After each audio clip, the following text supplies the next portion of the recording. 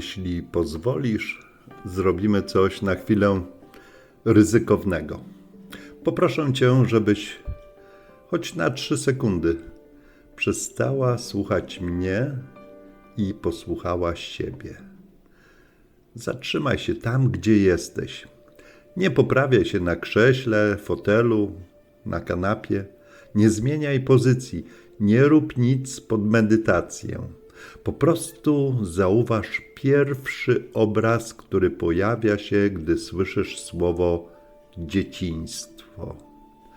Może to będzie światło na ścianie, może zapach kuchni, w której ktoś jeszcze coś gotuje. Może brzmienie telewizora w tle, kiedy ty byłaś zajęta zupełnie innym światem.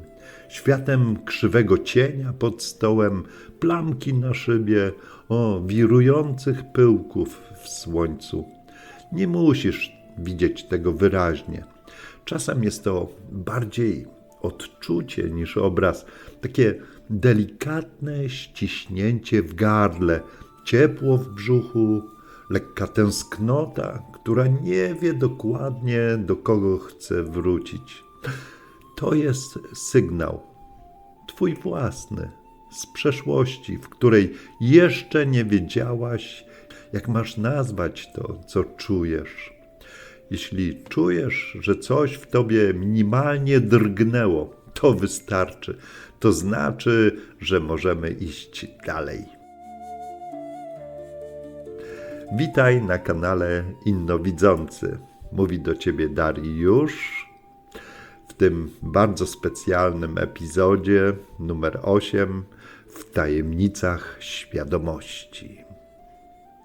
Może słuchasz tego zimą? Za oknem jest trochę ciszej niż zwykle.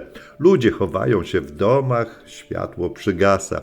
Jest taki rodzaj światła, który pojawia się tylko o tej porze roku. Jakby ktoś przekręcił rzeczywistość o 1 stopień, żebyśmy mogli zobaczyć więcej w środku. To dobry moment, żeby usiąść do takich rzeczy. Nie dlatego, że święta to czas refleksji, tylko dlatego, że wreszcie jest odrobina przestrzeni. Mniej trochę biegania, trochę mniej hałasu, trochę mniej muszę. Więc zanim pójdziemy głębiej, chcę Ci powiedzieć jedno, bardzo proste dziękuję. Dziękuję, że wybrałeś to nagranie. Dziękuję, że zdecydowałaś się wesprzeć tę pracę właśnie teraz, kiedy wszystko dookoła woła o uwagę i pieniądze. To dzięki takim decyzjom jak Twoja ta seria nie musi być budowana na pośpiechu, tylko na obecności. A teraz już naprawdę zostawimy ten świat na zewnątrz i zajmijmy się tym, co jest dużo starsze niż wszystkie Twoje role. Zajmijmy się Tobą sprzed języka. Zanim pojawiłaś się w tym świecie wersji, którą znasz z dokumentów, dowodu osobistego, imienia i nazwiska, byłaś czymś zupełnie innym. Byłaś ciałem, które wszystko czuje, ale niczego jeszcze nie nazywa. Byłeś oddechem, który reaguje na każdy szmer w otoczeniu, jakby wszechświat mówił do ciebie bez słów. Byłeś punktem świadomości, zanurzonym w polu, które my później nazwaliśmy światem. Gdy leżałeś, bardzo mały, może jeszcze zupełnie bezwładny, świat nie był dookoła.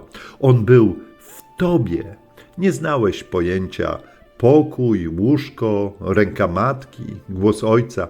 Zamiast tego były ciepło, cisza, nagłe poruszenie, coś miękkiego, co otula, coś twardego, co niespodziewanie się kończy. Głos, który raz jest spokojną falą, a raz ostrym kantem. Dla nas dorosłych te rzeczy mają nazwy. Dla tamtego ciebie były czystym doświadczeniem. To jest stan, w którym nie ma jeszcze ja oddzielonego od świata. Jeśli ktoś zbliżał się, nie myślałaś: o, to mama. Świat po prostu gęstniał od obecności. Kiedy odchodziła, nie było. Ona wyszła. Był brak. Nagłe rozrzedzenie. Jakby ktoś zabrał połowę powietrza. Twoje ciało pamięta ten moment, kiedy pierwszy raz zrobiło się nieswojo. Bo świat, który przed chwilą cię obejmował, nagle się cofnął. Dla dorosłych to jest: wyszła do kuchni na minutę. Dla tamtego ciebie pierwsza mikroapokalipsa. Nie umiałaś wtedy myśleć: spokojnie, zaraz wróci, zawsze wraca. Nie miałaś jeszcze tego zaraz i zawsze. Było tylko teraz. To bardzo czysty rodzaj świadomości, nieprzetłumaczalny na nasz dorosły język. Zauważ, jak patrzą bardzo małe dzieci, kiedy coś je fascynuje. Nie przyglądają się rzeczom, one znikają w tym, co widzą. Światełko na suficie, ślad po słońcu na podłodze, o, twoja dłoń, która się porusza, smuga kurzu wirująca w powietrzu. Dziecko nie patrzy na smużkę kurzu. Dla niego to jest całe uniwersum. Na chwilę cały świat staje się tym jednym ruchem cząstek w świetle. Żadnego, to tylko kurz, posprzątamy. Żadnego nie gap się tak, bo pełna, niepodzielna fascynacja. To jest moment, który kultura później nazywa rozkojarzeniem, a ja nazwę go po prostu czysta percepcja. W takim stanie nie ma jeszcze ciekawości typu jak to działa. Jest coś dużo głębszego, bycie razem z tym, co się pojawia. W tym świecie pojawiają się też dzieci, które dorośli bardzo szybko zaczynają nazywać inne. Może takie dziecko siedzi w kącie pokoju i wpatruje się w coś, czego nikt nie widzi. Może nie reaguje na wołanie, nie odpowiada, nie wchodzi w zabawę tak jak powinno. Może nie odwraca się, kiedy ktoś wypowiada jego imię. Dorośli mówią wtedy nieobecne, zamknięte w sobie. Problemy z kontaktem. Dają diagnozy, kategorie, nerwowe uśmiechy albo ciężkie westchnienia. A mnie interesuje co innego. Gdzie to dziecko jest, kiedy go z nami nie ma? Co widzi, co czuje? Jaką rzeczywistość odbiera, skoro ta nasza z zabawkami, słowami i ćwiczeniami nie jest dla niego pierwszym wyborem? Jak jest bardzo możliwe, że ono wcale nie jest nieobecne, że jest głęboko obecne, tylko nie w naszej opowieści o świecie. Być może jest dużo bliżej tego pierwotnego pola, w którym wszystko jest odczuwalne bez podziału na ważne i nieistotne, niż my, dorośli, którzy nauczyliśmy się opowiadać tak, jak trzeba. Takie dzieci bardzo wyraźnie pokazują coś, o czym kultura nie lubi mówić, że świat, w którym funkcjonujemy jako dorośli, to tylko jedna z wersji rzeczywistości. Taka, która wygrałaby plebiscyt na wygodną do zarządzania. I wtedy pojawia się ktoś, kogo nie da się pominąć. Pierwszy narrator, opiekun, rodzic, ten, kto pochyla się nad tobą i zaczyna opowiadać świat. Nie robi tego złośliwie, nie siada z planem: zniekształcę temu dziecku percepcję na resztę życia. Robi to z miłości, z troski, z potrzeby kontaktu. Ale to właśnie tu zaczyna się największa transformacja. Rodzic pochyla się i mówi: to mama, to tata, to jest autko, to jest dobre. O, tego nie rób, tego się nie dotyka, tego się boisz, tego się wstydzimy. Ty jeszcze nie wiesz, co to dobre i złe. Nie masz własnego punktu odniesienia, nie masz z czym porównywać. Nie masz zapasowego świata w kieszeni, żeby sprawdzić, czy to się zgadza. więc przyjmujesz, bez tarczy, bez filtra, bez chwila, mamo, zróbmy analizę krytyczną. Każde zdanie, które słyszysz, nie jest informacją. To jest jak cegła. Cegła w fundamencie twojej przyszłej mapy świata. Z tych cegieł powstaje konstrukcja, w której będziesz mieszkać długo. Czasem całe życie. Jeśli rodzic boi się świata, ty uczysz się, że świat jest czymś, przed czym trzeba się chować. Jeśli rodzic nie ufa ludziom, uczysz się, że każdy uśmiech jest podejrzany. Jeśli rodzic ma wiecznie niewyrażony gniew, uczysz się czytać drżenie w jego głosie szybciej niż nauczyłeś się chodzić.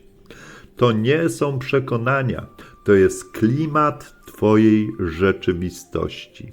Pamiętasz, jak jako dziecko czasem od razu czułeś, czy w domu jest dobrze, zanim ktokolwiek cokolwiek powiedział?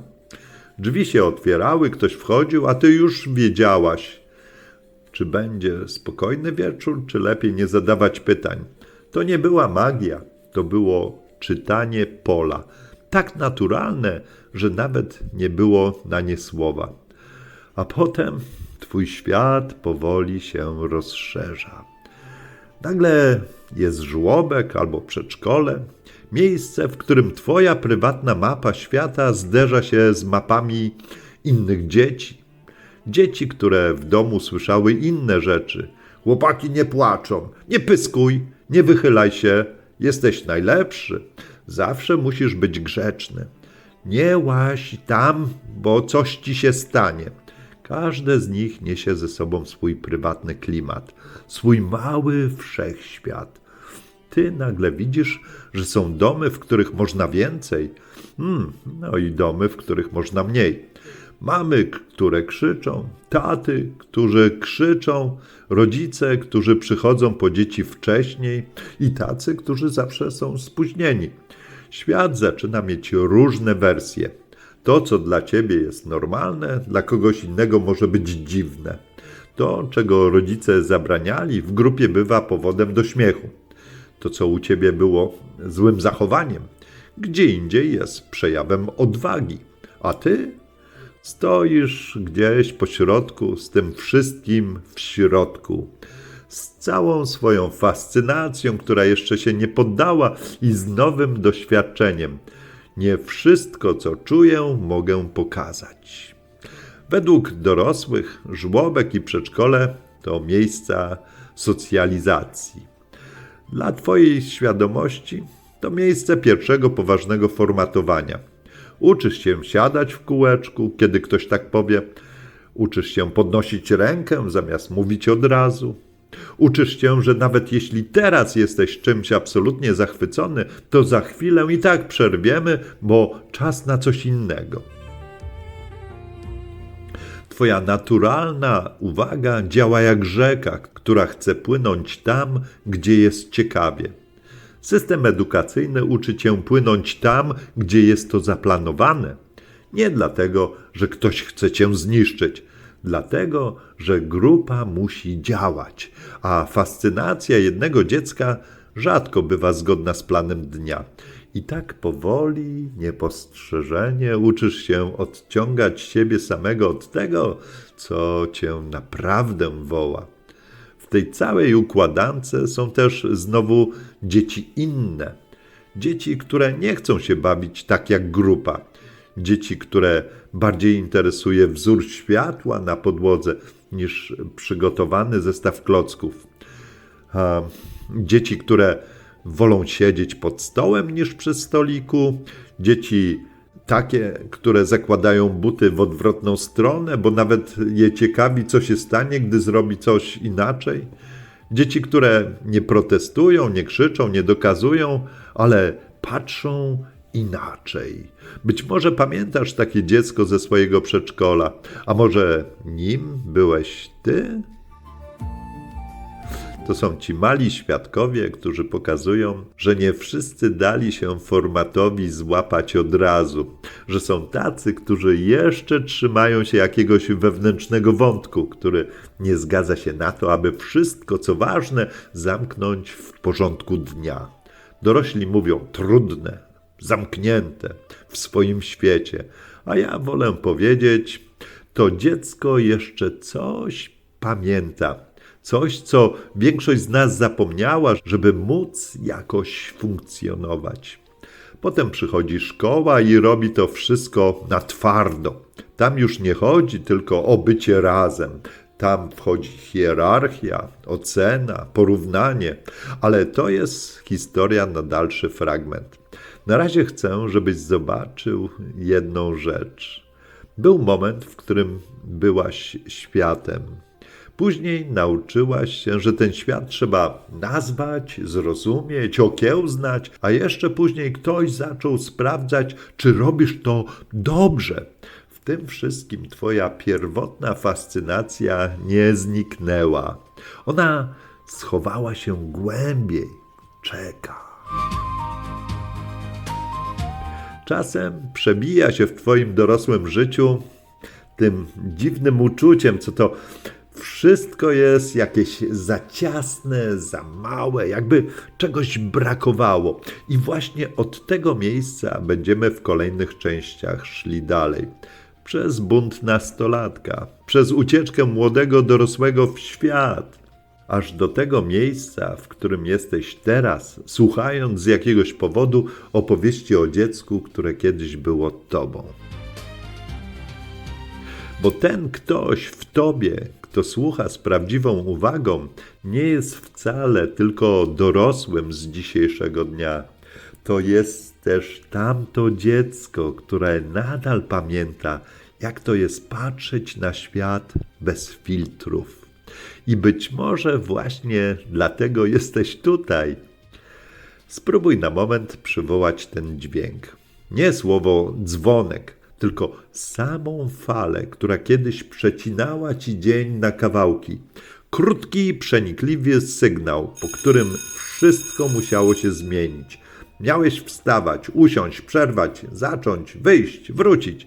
Ten dźwięk był dużo ważniejszy niż ktokolwiek ci powiedział, bo to był znak, że świat, w którym jesteś, nie należy już do ciebie. On należy do systemu. Pierwszy dzień szkoły wygląda różnie w pamięci ludzi. Jedni pamiętają nowy plecak, inni zapach kredy, jeszcze inni suchość w gardle, ale pod tym wszystkim jest to samo napięcie. Wchodzisz w miejsce, w którym nie masz żadnego wpływu na zasady. Dorośli mówią, tu się czegoś nauczysz, tu poznasz przyjaciół, tu zaczyna się twoja przyszłość, a ty tak naprawdę czujesz tylko jedno. Coś ważnego się kończy, coś, co było twoje. Ten świat, w którym mogłeś godzinami śledzić cień na ścianie, nadsłuchiwać oddechów po drugiej stronie drzwi, wpatrywać się w deszcz na szybie, nagle zostaje zepchnięty na boczny tor. Teraz trzeba siedzieć równo, patrzeć w tę samą stronę co inni, odpowiadać wtedy, kiedy ktoś cię wywoła. Nie wtedy, kiedy coś naprawdę chcesz powiedzieć. Twoje ja, które jeszcze chwilę temu było centrum własnego świata, zaczyna być delikatnie przesuwane. Najpierw na skraj ławki, potem na skraj klasy, z czasem na skraj samego siebie. W szkole uczysz się literek, cyfr, dat, zasad, regułek, ale równolegle dzieje się coś, o czym nikt nie pisze w podręcznikach. Zaczynasz widzieć oczami innych, nie wprost. Na początku to jest jedno spojrzenie, które utkwiło za długo. Jeden śmiech z czegoś, co zrobiłeś, jedno porównanie, Ktoś biega szybciej, ktoś czyta płynniej, ktoś rysuje ładniej, a potem ich jest więcej. Trochę jak krople, które na początku nie robią różnicy, a potem nagle okazuje się, że jesteś cały przemoczony. Patrzysz na swoje ręce i nogi inaczej, zaczynasz zauważać, że twoje ciało zajmuje jakieś miejsce w przestrzeni, że można z tego miejsca zrobić żart, że można je nazwać za duże, za małe, za chude, za okrągłe. Zaczynasz widzieć siebie nie od środka, tylko z zewnątrz. Jakby ktoś postawił przed tobą lustro, ale nie takie szklane. Lustro, które jest zrobione z reakcji innych ludzi. To w takich momentach rodzą się pierwsze kompleksy. Nie wtedy, gdy patrzysz w domowe lustro, tylko wtedy, gdy widzisz, że ktoś patrzy na ciebie inaczej niż byś chciał. Grubasek, kujon, lamus, dziwak, płaczek, brudas. Czasem wystarczy jedno słowo, rzucone raz, niby dla żartu. Reszta dopowiada wyobraźnia. Twoja świadomość zaczyna powtarzać ten dźwięk jak echo. I nawet kiedy nikt nic nie mówi, ty i tak słyszysz tę łatkę gdzieś w środku. Od tego momentu zaczynasz uważać. Przyciągasz ubrania bliżej. Śmiejesz się ciszej. Poruszasz się ostrożniej. Nie dlatego, że ktoś ci tak kazał, dlatego, że świadomość próbuje ochronić cię przed bólem. Po szkole wcale nie było lżej. Zajęcia dodatkowe, treningi, korepetycje, języki. Plan dnia rozpisany jak harmonogram małej firmy. To ci się przyda w przyszłości, musisz mieć lepszy start, nie możesz być gorszy od innych. W teorii chodziło o rozwój. W praktyce? O to, żebyś lepiej pasował do świata, który już jest. Jeśli miałaś gdzieś swój naturalny zachwyt, coś, co robiłaś, bo naprawdę cię wciągało, czas na to musiał być wciśnięty między szkołą a zadaniem domowym, między obiadem a treningiem, między obowiązkiem a obowiązkiem. W ten sposób świadomość uczy się, że to, co naprawdę ją karmi, jest dodatkiem, a nie centrum życia. Potem przychodzi okres, w którym twoje ciało zaczyna wariować. Hormony, skoki wzrostu, zmiany, o których nikt ci tak naprawdę nie opowiedział uczciwie. Nagle wszystko staje się za intensywne. Zapachy, dotyk, własne myśli, wyobrażenia, spojrzenia innych ludzi. W tym wszystkim jest szkoła, która udaje, że nic się nie dzieje. Program, zadania, kartkówki, jakby twoje wnętrze było spokojnym jeziorem, podczas gdy w środku masz sztorm. Zaczynasz widzieć swoje ciało jak coś, co jest do oceny. Porównujesz siebie do innych, kto ma więcej mięśni, kto ma gładszą cerę, kto już wygląda jak dorosły, a kto ciągle jak dzieciak. Może masz wrażenie, że jesteś za bardzo, za głośny, za wrażliwy, za emocjonalny, za cichy, żeby ktoś zauważył, jaki jesteś, albo za mało odważny, za mało pewny siebie, za mało przebojowy. To tutaj świadomość zaczyna się rozdwajać. Jest taka, jaka jest w środku i taka, jaka powinna być, żeby ktoś ją zaakceptował. Czyli w praktyce zaczynasz grać samego siebie przed rówieśnikami, przed dorosłymi, czasami nawet przed sobą. W pewnym momencie coś w tobie mówi dość. Milimetr po milimetrze narasta wkurw, którego nikt nie tłumaczy. Dorośli nazywają to buntem nastolatka, ale jeśli wejdziesz w doświadczenie od środka, zobaczysz, że to nie jest bunt dla buntu, to jest poczucie zdrady. Świat, który miał być bezpieczny, nagle okazuje się ciasny i niesprawiedliwy. Rodzice, którzy mieli wiedzieć wszystko, nagle ujawniają swoje lęki, sprzeczności i niespełnione marzenia. System szkolny, który miał przygotować cię do życia, częściej uczy cię, jak nie być sobą, niż jak żyć.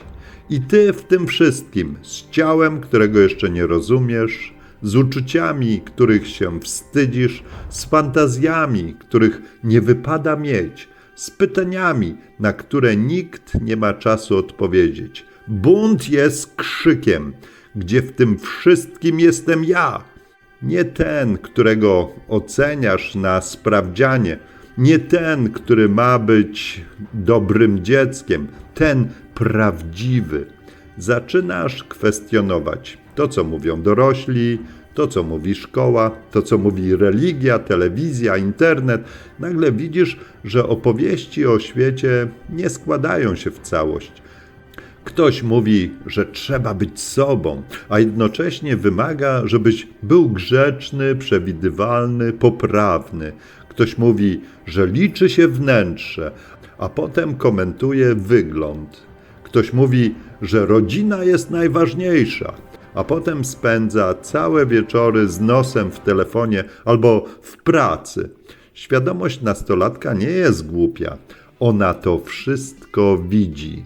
Nie umie tego nazwać, ale czuje ogromną niespójność. I to właśnie z tej niespójności rodzi się bunt. Z zewnątrz wygląda to tak. Trzaskanie drzwiami, wrzaski, ironia, odcinanie się, długie godziny w pokoju, cisza lub eksplozje. W środku to wygląda bardziej jak walka o życie.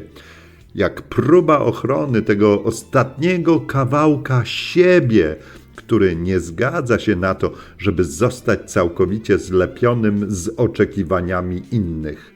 Rodzice często mówią, nie poznaję własnego dziecka, wychowałam potwora. Co się z nim stało?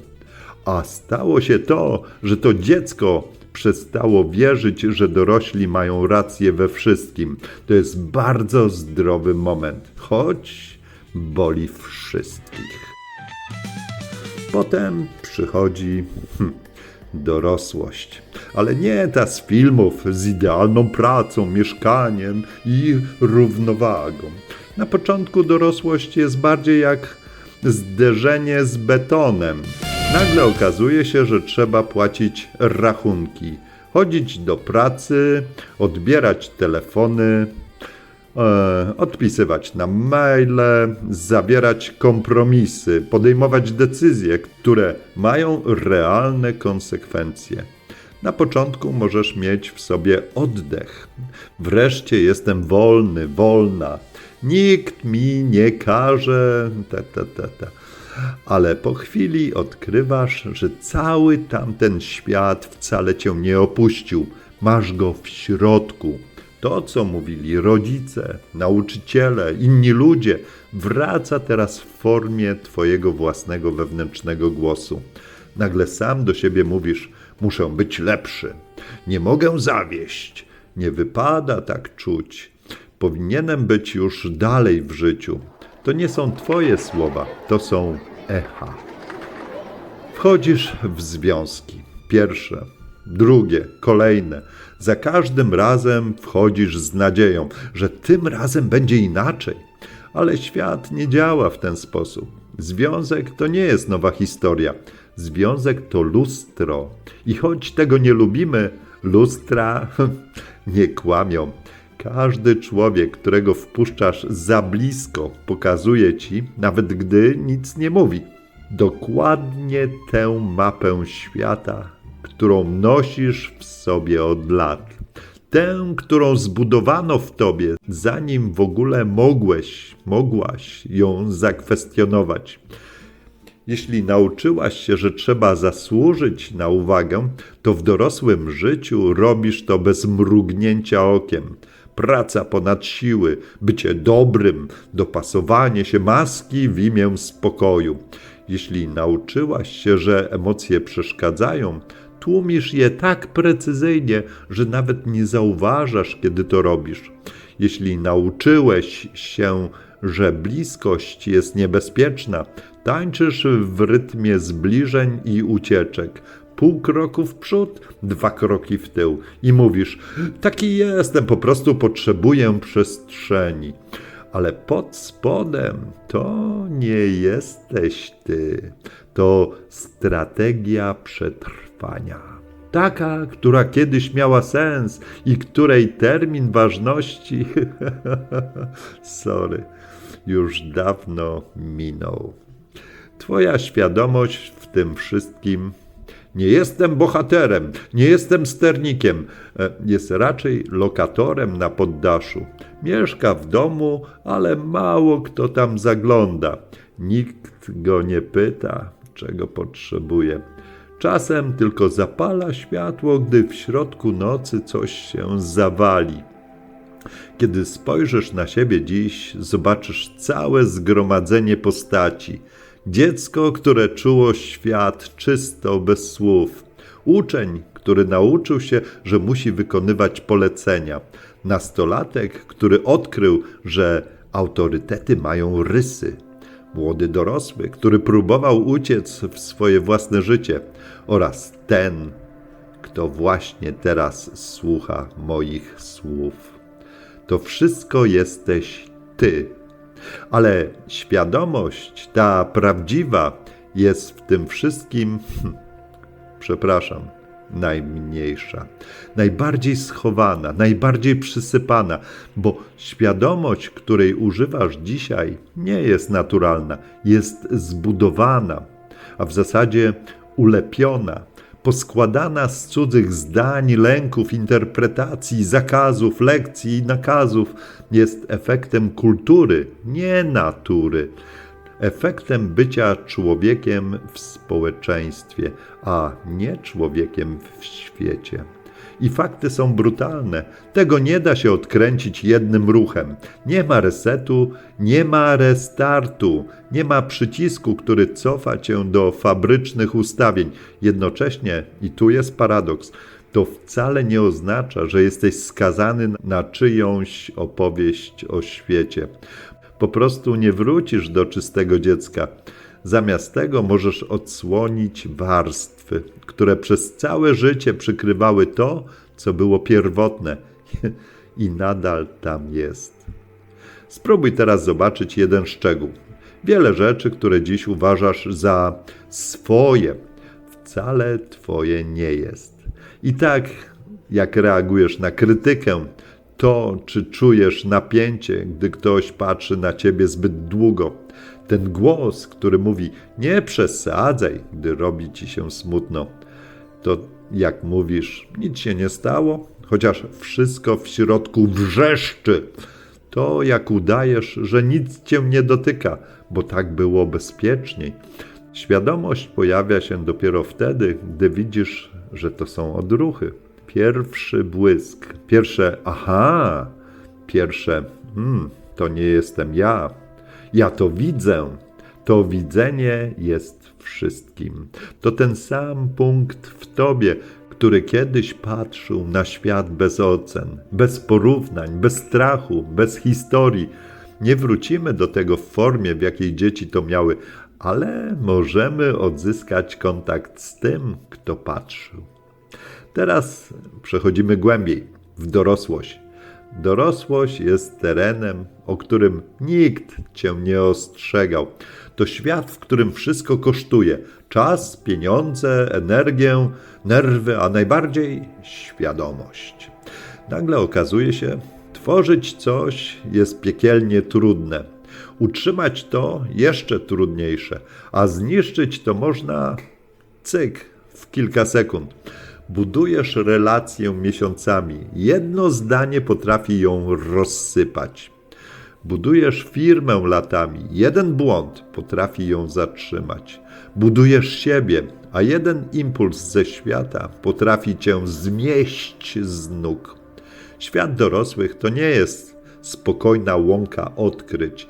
To las pełen zakłóceń, w którym każdy krok kosztuje, a każdy dzień to walka między tym, co jest twoje, a tym, co przyszło z zewnątrz.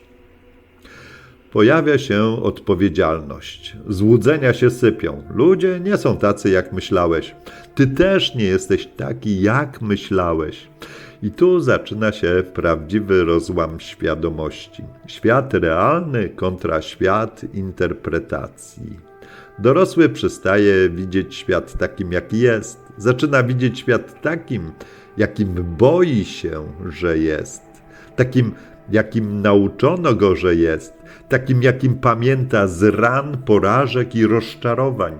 Świadomość dorosłego często działa jak radio pełne szumów. Chcesz odebrać subtelność, a dociera do ciebie hałas, powtarzalne schematy, stare lęki. I zamiast widzieć ludzi, widzisz zagrożenia. Zamiast widzieć możliwości, widzisz ryzyka.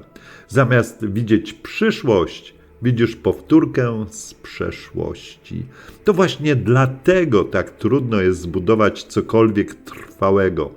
Nie dlatego, że świat jest przeciwko tobie, ale dlatego, że świat wewnątrz ciebie jest zbudowany z cudzych głosów, cudzych strachów, cudzych reakcji. I teraz najważniejsze, to, że jesteś w tym miejscu, nie jest twoją winą, nie jest twoją historią.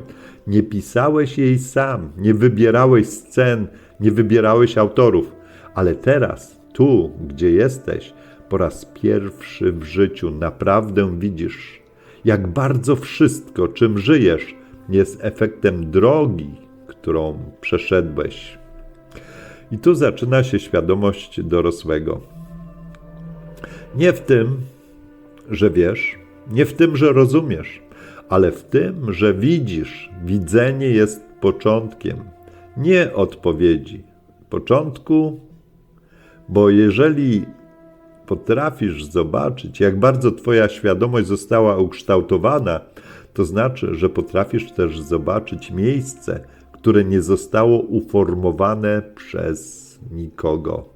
To jest ta część ciebie, która przetrwała wszystko, niezmieniona, cicha, uważna, ta, która odbiera świat bez zakłóceń, tak jak wtedy, zanim nauczyłaś się mówić. Ta część nie zniknęła, ona czekała do teraz. I to właśnie w tym punkcie kończy się ta część historii. Dorosłość widziana bez filtrów. Świadomość zniekształcona przez życie i ta jedna, mała, ale prawdziwa iskra, która się przez to wszystko przebija, bo dopiero teraz naprawdę wiesz, z czym zaczynasz. W pewnym momencie życia orientujesz się, że coś nie jest tak z tym, jak odbierasz świat. Nie umiesz tego nazwać słowem. To nie jest depresja, to nie jest kryzys wieku średniego, to nie jest po prostu zmęczenie. To raczej takie ciche wrażenie, że żyjesz nieco obok własnego życia. Jakbyś siedziała w ostatnim rzędzie sali, w której coś ważnego się dzieje, ale nikt nie zawołał cię bliżej. Na zewnątrz wszystko wygląda normalnie. Robisz to, co robią dorośli, wstajesz, ogarniasz dzień, coś zjadasz, wychodzisz, praca, zakupy, telefony, wiadomości, obowiązki. Po drodze kilka krótszych ucieczek w ekran, w muzykę, w rozmowę. Świat pędzi tak szybko, że czasem wieczorem nawet nie potrafisz przypomnieć sobie, co dokładnie działo się po kolei. Zlewa się to w jeden ciąg. Muszę, trzeba, wypada i nagle gdzieś między jednym muszę, a drugim zaraz odpiszę, przychodzi błysk. Czy ja w ogóle widzę to, co się dzieje? Czy tylko reaguję? Tu zaczyna się temat świadomości dorosłego w zakłóconym świecie. Kiedyś było prościej. Nie w sensie łatwości życia, ale prostoty odbioru. Widziałeś drzewo, było drzewem. Kota, kotem. Rękę bliskiej osoby, ręką, która dotyka. Dźwięk, jako dźwięk. Świat był gęsty od wrażeń, ale nieobciążony interpretacją. Teraz każdy obraz niesie za sobą ogon skojarzeń. Każdy dźwięk natychmiast uruchamia cały system znaczeń. Jedno słowo potrafi wrzucić cię w stan, który nie ma nic wspólnego z tym, co faktycznie wydarza się tu i teraz. Życie dorosłego to nieustanne filtrowanie. Kalkulujesz, przewidujesz, oceniasz, porównujesz. Najważniejsze, zabezpieczasz się. Masz w głowie listę rachunków, zobowiązań, planów. Wiesz, ile trzeba zapłacić, co zrobić, by się nie zawaliło. I to wszystko jest realne. Świat naprawdę wymaga od ciebie działania. Rachunki nie zapłacą się same. Ciało same się nie zregeneruje, jeśli będziesz je ignorować. Relacje nie przetrwają, jeśli nie przestaniesz się w nie angażować. Ale pod spodem kryje się coś jeszcze. Każda próba stworzenia czegokolwiek większego niż ty sam, projektu, związku, pracy, dzieła, domu, pokazuje, jak niewiarygodnie kruche jest wszystko, co budujesz. Przez miesiące albo lata zbierasz siły, uczysz się, ryzykujesz, inwestujesz energię, czas, pieniądze, składasz ze sobą kolejne elementy, poprawiasz. Uczysz się ludzi, próbujesz rozumieć ich stany, ich potrzeby, czasem naprawdę ci zależy. Chcesz, żeby to miało jakiś sens.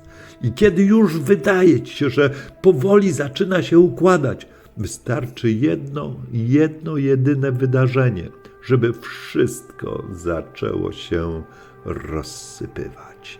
Jedna rozmowa, jedno źle zrozumiane zdanie, jedna utrata pracy, jedno pęknięcie w zdrowiu, jedna decyzja, którą podjął ktoś nad tobą. To, co budowałeś długo, rozpada się z prędkością, która jest prawie obraźliwa. W tamtym momencie świat nie jest neutralny, świat jest brutalny. Ale jeszcze bardziej brutalne jest to, co zaczyna się dziać w twojej percepcji.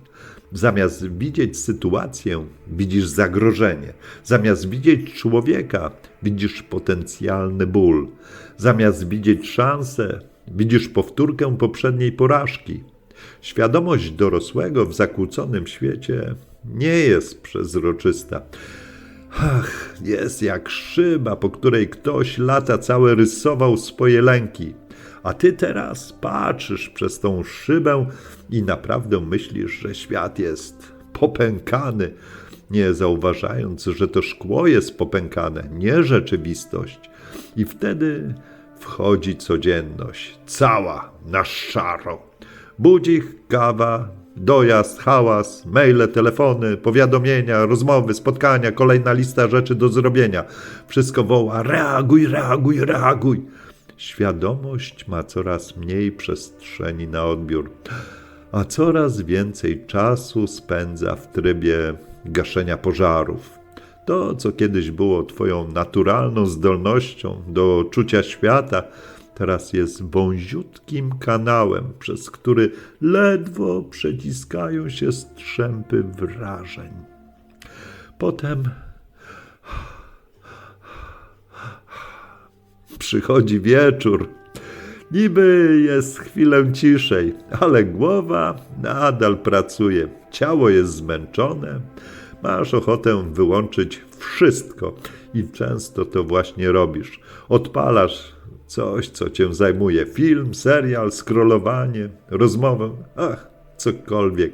Nie dlatego, że to złe, dlatego, że jesteś wyczerpana, wyczerpany, ale w tym mechanizmie dzieje się coś bardzo subtelnego. Każde takie odwrócenie uwagi jeszcze bardziej odcina cię od tego, co faktycznie jest tu i teraz. A teraz dodajmy do tego świat istot, które cię otaczają. Zwierzęta. Kiedyś były dla ciebie żywą obecnością. Dziś bardzo często są elementem scenerii twojego życia. Pies, który musi wyjść. Kot, który chce jeść. Koń, na którego trzeba zarobić. Kury, które znoszą jajka. Realne obowiązki, realne koszty i realna odpowiedzialność. Ale pod spodem jest coś jeszcze. Każde z tych stworzeń emituje pole. Każde z nich odbiera twoje pole. Kot nie analizuje twoich zdań. Czuje napięcie w twoim ciele. Pies nie rozumie, ile masz rat do zapłacenia. Reaguje na twoje mikrogesty, na sposób, w jaki wracasz do domu. Koń wyczuwa, czy wsiada na niego człowiek obecny, czy tylko skulony pakiet myśli o tym, co jeszcze musi ogarnąć. Tymczasem dorosły człowiek, zamiast wejść z nimi w pole, często wchodzi w rolę. Musi szybko wyjść z psem, bo nie mam czasu. Kot znowu przeszkadza. Koń jest dziś uparty.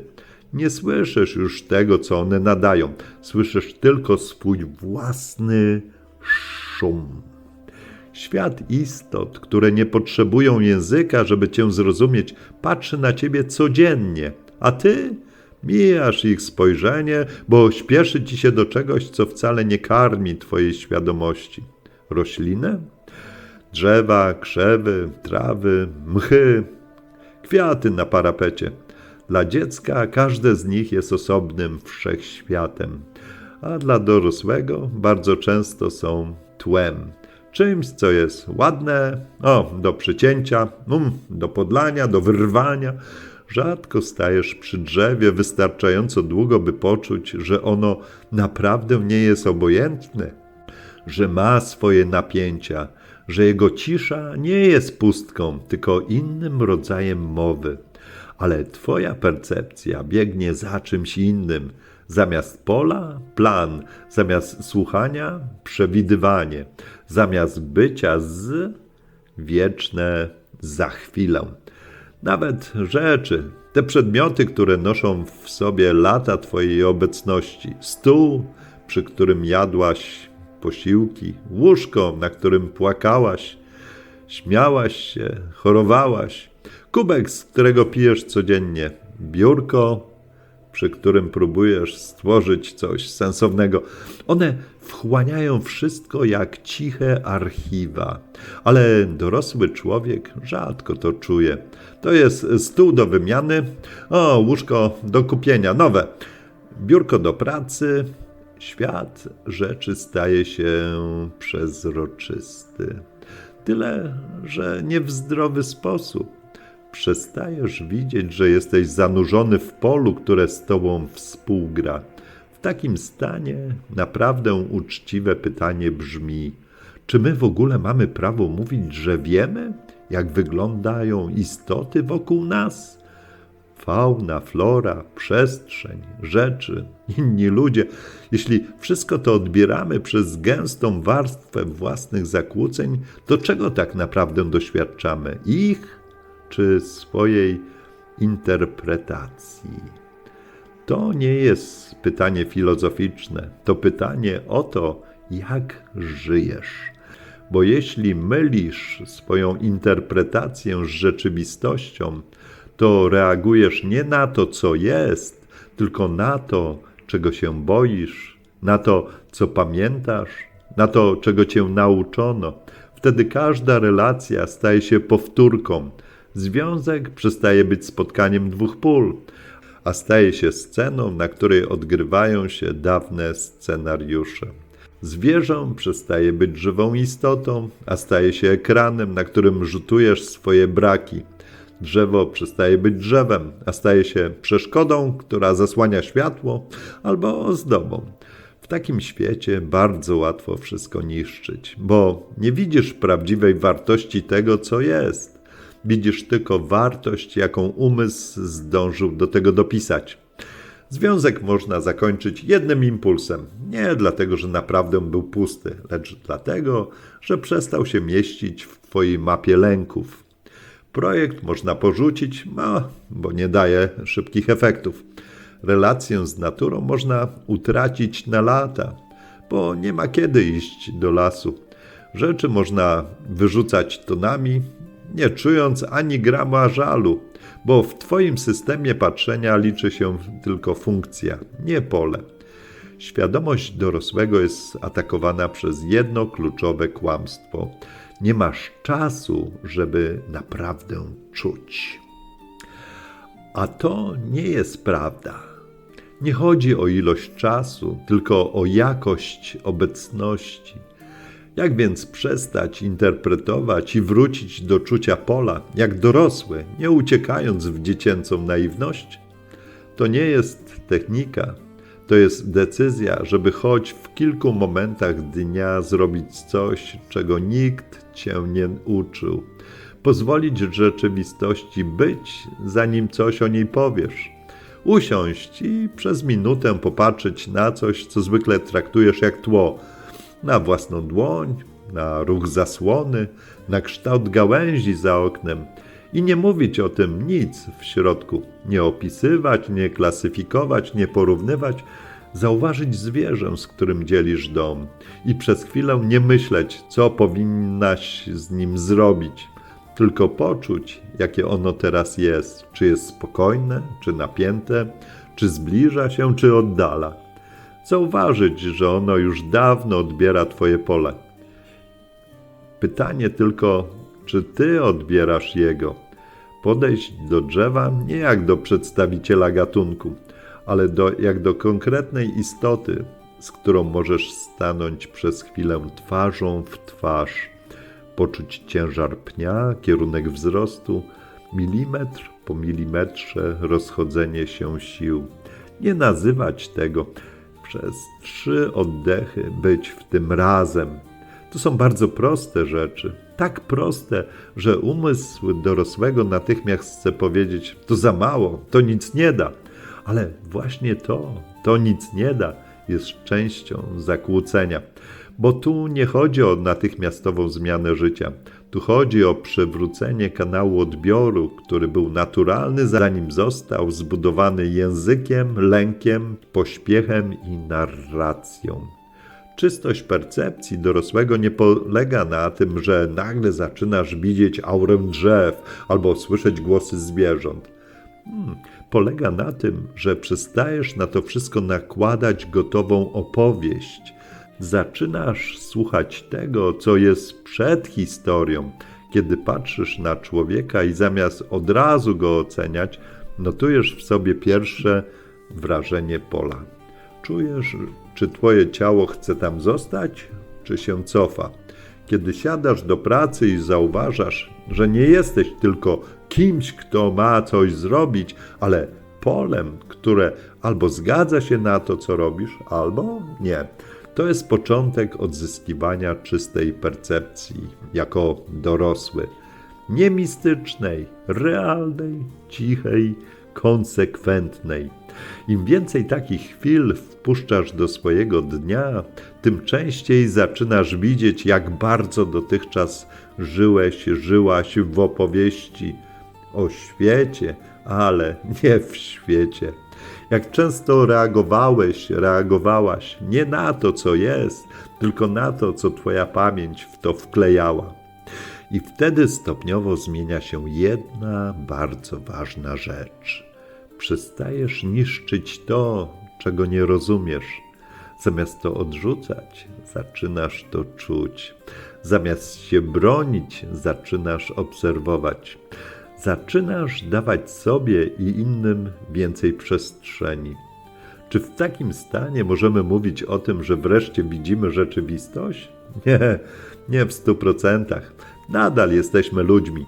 Nadal mamy swoje filtry, swoje rany, swoje historie, ale różnica jest ogromna. Zaczynamy być świadomi tego, że filtr jest. A to znaczy, że nie jesteśmy już nim w całości. To jest pierwszy prawdziwy krok. nie do przodu, do siebie. I właśnie z tego miejsca, z dorosłej świadomości, która zaczyna widzieć własne zakłócenia i z percepcji, która powoli wraca do czucia pola, będziemy dalej iść w kolejnych częściach. Bo dopiero teraz można naprawdę zadać pytanie: jeśli to wszystko, czym żyłem do tej pory, było tylko opowieścią, to co się wydarzy, gdy zacznę słuchać świata, zanim cokolwiek o nim powiem? Bo dopiero teraz można naprawdę zadać pytanie: jeśli to wszystko, czym żyłem do tej pory, było tylko opowieścią, to co się wydarzy, gdy zacznę słuchać świata, zanim cokolwiek o nim powiem?